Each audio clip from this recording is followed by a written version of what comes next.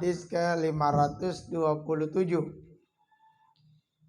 Bismillahirrahmanirrahim. Qala Rasulullah sallallahu alaihi wasallam, haqqud az-zawji ala zaujatihi. Haqqun, kewajiban, az-zawji, istri. Jadi kewajiban istri ala zaujatihi, atas suaminya. Ini ngaji yang sudah berumah tangga ya, yang belum menjadi ilmu buat nanti kelak berumah tangga.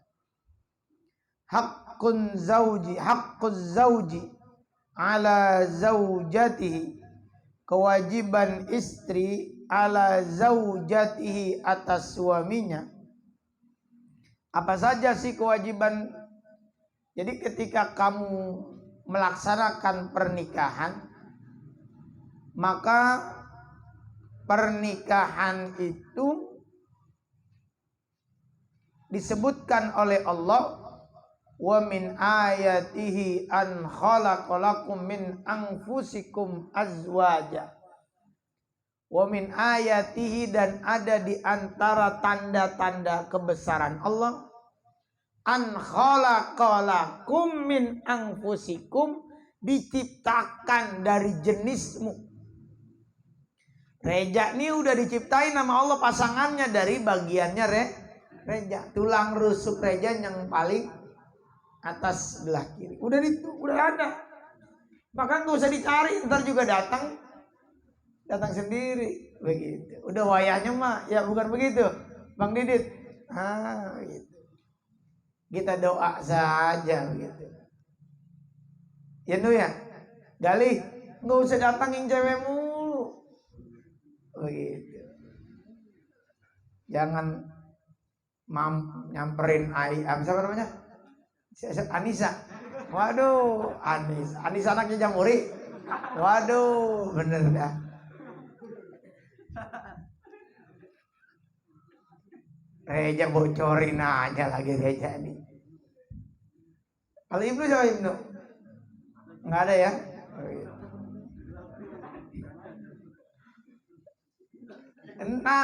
Nanti boleh jadi apa yang kita anggap ternyata bukan jodoh, ternyata jodoh. Apa yang kita anggap jodoh ternyata bukan jodoh.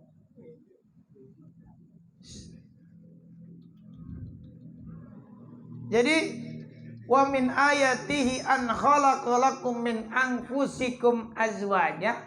Oleh Allah memang udah diciptakan dari jenis kita sendiri pasangan. Buat apa? Litaskunu, biar kita jadi sakinah. Apa tuh sakinah? Biar jadi tenang. Uskun anta wa zaujukal anak. Jadi dalam ayat lain, uskun anta, ya Adam, uskun anta wa zaujukal jannah. Wahai Adam dan istrimu yang anteng di dalam surga. Makanya orang dinikahin itu biar supaya anteng. Itu. Jangan ayam-ayaman mulu. Begitu. Kalau udah punya pasangan mah anteng. Ya Bang Didit ya? Ya, nggak kayak layangan singit muter aja. Itaskunu ilaiha wa ja'ala bainakum mawaddatan wa rahmah. Biar muncul kasih sayang, biar muncul rasa cinta, begitu. Inna fi dzalika la ayatil liqaumi yatafakkarun. Ini ayat-ayat ini, tanda-tanda ini, kenapa? Supaya dijadikan bahan renungan bagi orang yang berpikir bahwa Allah udah nyiptain manusia dengan pasangannya, laki-laki pasangannya perempuan, tangan pasangannya kaki kanan, pasangannya kiri, atas pasangannya bawah. Kalau ada laki-laki kawin sama laki-laki, itu menyalahi adat, menyalahi fitrah. Apa sebab menyalahi adat dan menyalahi fitrah? Karena bukan haknya, begitu. Makanya adanya pernikahan. Nah, setelah dibangun pernikahan, ada hak-hak dan kewajiban. Nah, malam ini sesuai dengan hadis ini kita bahas haqquz zauji ala zaujati. Kewajiban seorang istri atas suaminya apa saja? Allah tamna'ahu nafsaha. Kagak boleh nolak ketika suaminya minta. Nah, ini kalau yang belum nikah nggak usah dibayangin begitu. Nah, lo ngebayangin minta apaan, bos? Ya. Allah tamna'ahu nafsaha wa in kanat ala zahri qatabin, walaupun lagi berada di punggung onta. Waduh, Irfan minta sama Irfan sama bininya naik itu atau naik delman. Lihat bininya Irfan nafsu, kepengen juga buat main di delman, kudanya nggak jadi jalan, nengokin belakang aja begitu. Kalimat zahri qatabin sebagai perumpamaan saking tidak boleh nolaknya kalau suaminya minta begitu. Kalau suaminya minta terus kemudian perempuannya tidak bisa memberikan apa yang dipinta oleh suaminya, maka si suami misalnya atau istri misalnya tidak memiliki lagi kemampuan untuk kemudian memberikan apa yang diinginkan oleh suaminya, maka yang demikian istri harus merelakan bagaimana keinginan suaminya. Kenapa? Karena haknya seorang istri terhadap suaminya. Begitu. Makanya kalimat mawaddah di sana dalam kitab Tafsir Dul Mansur, apa itu mawaddah? Ai al-jima. Jadi hubungan suami istri itu yang mampu menciptakan sakinah, mawaddah, warahmah. Kalau si suami terus kemudian tidak dikabulkan keinginannya, sesekali barangkali bisa nerima. Tapi kalau sudah terlalu sering merasa suami tidak dihormati, merasa suami tidak dihargai, maka ceritanya berbeda. Gitu. Nah itu, makanya wa in kanat ala zahri qatabin, walaupun permintaan suaminya itu mereka sedang berada di atas punggung onta. Maksudnya tidak, kalimatnya kan kalau dulu itu kan kendaraan itu kan misalnya onta, kuda. Kalau sekarang barangkali nggak ada yang naik onta kecuali wisata. Si suami minta sementara istrinya sedang berada di dalam kendaraan. Ketika itu kemudian suaminya minta, maka ketika permintaan itu tidak dilaksanakan maka berdosa. Cuma ya lihat kira-kira jadi bahan tontonan terus dipukulin gendang, ya jangan. Maksudnya kalimat di sana tuh membuktikan saking wajibnya. Begitu. Wa alla tasuma yauman wahidan, maka tidak boleh berpuasa seorang istri pada satu hari illa biizni, kecuali atas izin suami. Kalau suami tidak memberikan izin, jangan puasa. Kenapa? Nggak boleh. Sebab izin suami hukumnya wajib. Puasa hukumnya sunnah. Kecuali ilal faridah, kecuali puasanya puasa wajib seperti Ramadan, atau puasanya puasa yang hukumnya wajib. Itu tidak perlu izin suami juga boleh. Tapi kalau puasa sunnah, dia puasa tanpa sepengetahuan suaminya, dia berdosa.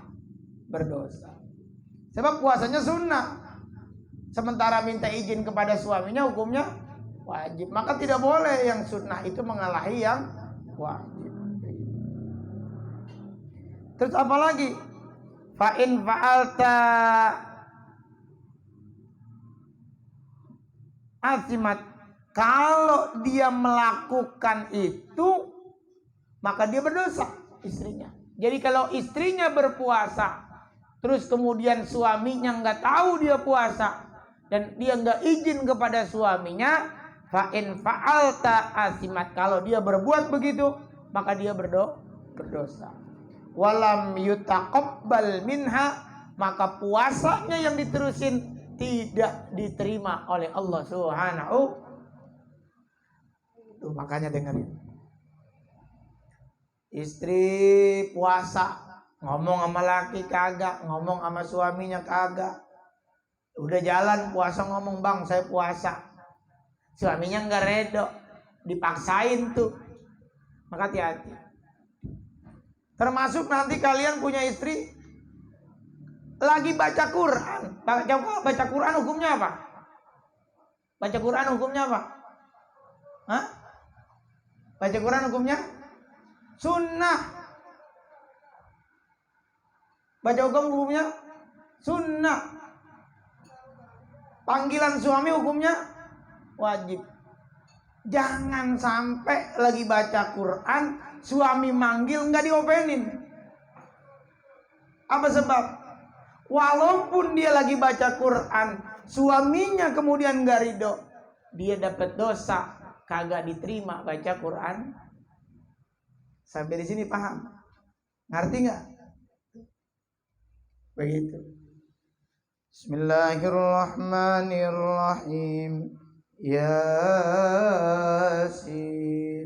wal Qur'anil Hakim. Suaminya manggil, lanjutin aja, itu ngomel. Orang lagi baca Quran itu manggil mulu. Nah, jangan lagi ngebentak begitu sama lakinya. Dia kagak jawab aja panggilan lakinya.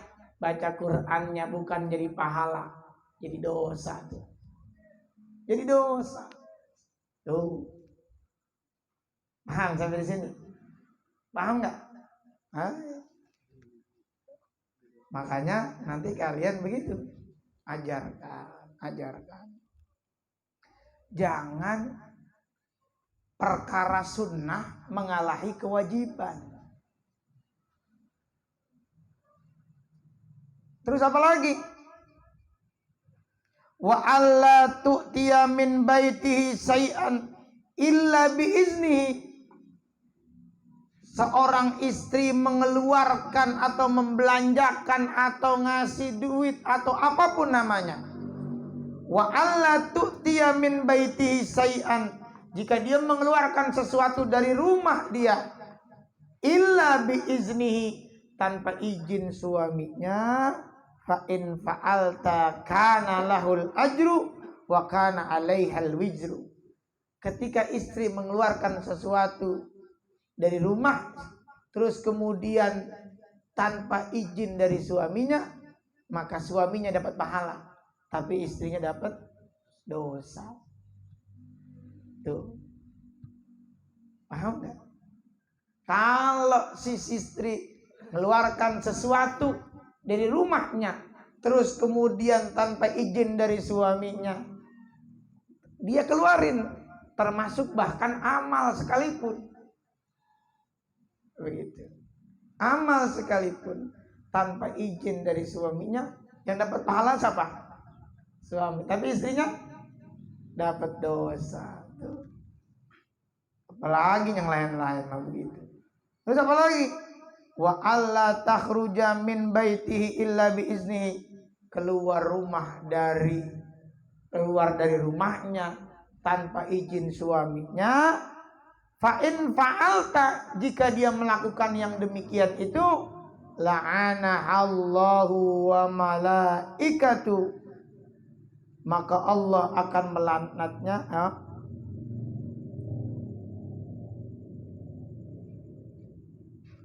Fa in fa'alta la'ana Allah, Maka apabila istri keluar dari rumah suaminya tanpa kemudian izin dari suaminya, fa in fa'alta la'anah Allah, maka dia akan dilaknat oleh Allah, wa malaikatul ghadabi, dan para malaikat murka kepadanya.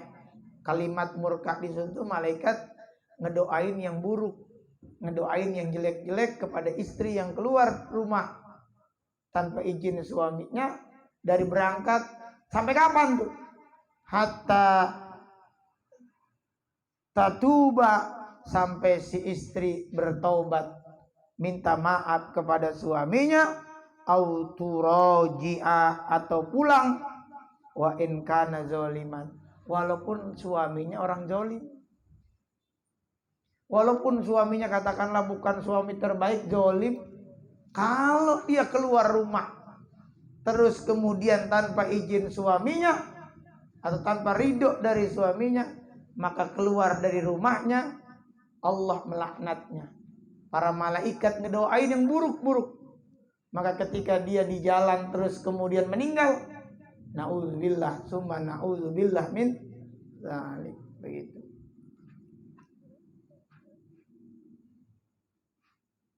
Selanjutnya, qala Rasulullah sallallahu alaihi wasallam, haqquz zauji 'alal mar'ah, kewajiban seorang istri terhadap suaminya, alla tahjura firasahu, jangan pisah dari tempat tidurnya. Haram istrinya tidur di bukan tempat tidur bersama suami, kecuali uzur atau diizinkan oleh suami. Wa anta birra qasamahu,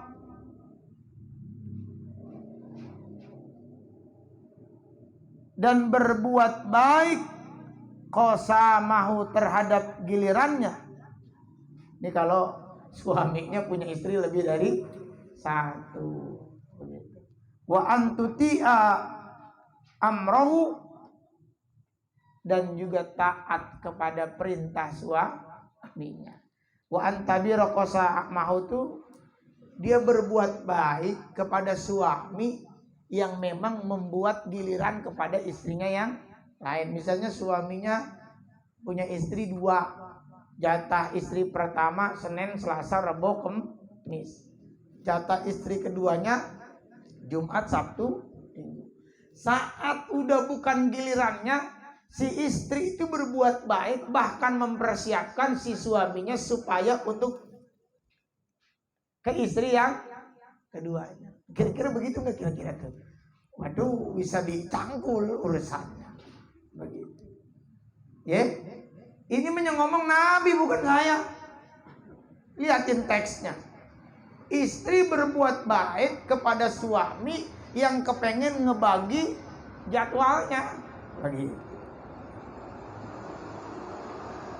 Wa antuti'a amruhu, wajib seorang istri taat kepada suami. Nggak ada, selama perintahnya tidak maksiat. Suami ngomong, "Neng, ada pohon jambu nganggur, ambil punya orang." Lah itu maksiat. Yang begitu mah nggak usah diturutin. Kalau perintahnya bukan maksiat, tidak ada kalimat tidak bagi seorang istri untuk taat kepada suami. Bahkan yang lebih ekstrim itu pendapatnya Imam Abu Hanifah. Istri itu budak. Itu Imam Abu Hanifah. Bahkan istri itu seperti barang dagangan.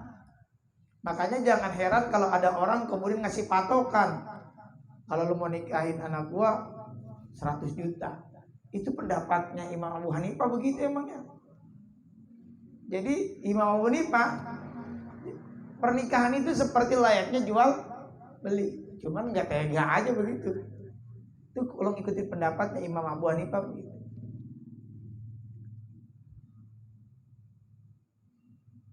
Terus apa lagi? Wa alla takhruja illa biizni, sama yang tadi, tidak boleh keluar seorang istri daripada rumahnya kecuali izin daripada suami. Apa yang selanjutnya? Wa alla tudkhila ilaihi may yakrah, tidak boleh memasukkan seseorang yang dibenci oleh suami. Agak boleh begitu. Rahu Tabrani an Tamim ad-Dari. Satu lagi biar supaya ganjil. Qala Rasulullah sallallahu alaihi wasallam, haqqul mar'ati ala zauji, haknya suami. Kalau tadi kan haknya istri terhadap suami, sekarang haknya suami terhadap kewajiban suami terhadap istri. Hakul mar'ati ala zauji, kewajiban seorang, haknya istri terhadap suaminya apa? Ayyut'imaha idza ta'ima, memberi makan apa yang dimakan sama suami. Suami itu makan, maka itu juga yang dimakan oleh istrinya. Makanya kalau istri masak itu nanyain kepengenannya suami, jangan kepengetan dewek dimakan. Sebab si istri memakan apa yang dimakan suami. Benar punya istri tak dijarin, kalau masak tanyain kepengenan suami makan apa. Kalau dia kepengen makan yang beda, minta, saya emang gak senang ini, boleh gak saya makan yang ini? Tuh. Begitu. Jadi, terus kalau begitu berarti, nah, kewajiban ngasih makan itu kewajiban suami, kewajiban istri. Hah? Berarti yang masak kewajiban siapa? Yang ngasih makan itu kewajiban suami. Tapi istri yang nanti tetesan keringetnya kalau masak keluar bakal jadi saksi di hadapan Allah, dia berbuat baik kepada suami. Walaupun kewajiban ngasih makan adalah kewajiban suami, sebab istri makan apa yang dimakan suami. Paham sampai di sini? Terus apa lagi? Wayak suha idak tusia, suami wajib memberikan pakaian kepada istri, sebab pakaian itu hak dasar manusia dan perintah Nabi atas perintah Allah. Apa kata Allah dalam Al-Quran? Ya ayuhan nabi kulli azwajika wa banatika wa nisa'il mu'minina yudnina alaihinna min jalabibihinna. Suami ngasih pakaian yang bisa nutup auratnya istri. Jangan pakai legging keluar rumah. Siapa yang beliin leggingnya? Lakinya yang beliin. Apa yang terjadi? Dia keluar rumah pakai legging. Begitu. Nah, ini bahaya. Kalau ngelihat hadis ini, berarti yang nyiapin pakaian kewajiban siapa? Berarti nyuci kewajiban siapa? Nyuci kewajiban siapa? Yang ngomong bukan saya, yang ngomong hadis. Tapi istri yang baik, istri yang ngebantu kesulitan suami ketika dia nyuci keringetan, ketika dia nyuci lelah, asal ikhlas, keringetnya, lelahnya jadi pahala di hadapan, tapi ikhlas. Nyuci sambil ngedumel, kagak ikhlas, hilang habis pahalanya, cuman dapat capeknya doang. Walaupun suami yang baik menyiapkan pakaiannya. Kalau nggak bisa masak suaminya, kalau kagak bisa nyuci suaminya, siapkan orang yang nyuci siapin orang yang masakin. Sampai di sini paham? Dit, Bang Didit. Wala yadripul wajah, jangan mukul muka istri. Nggak boleh mukul muka. Semaksimal mungkin. Boleh nggak istri dipukul? Boleh. Pada saat istrinya nuzuz. Apa nuzuz? Nuzuz itu istri yang ngebangkang kepada suami. Bahkan itu hukumnya berat di hadapan Allah. Nuzuz itu berat.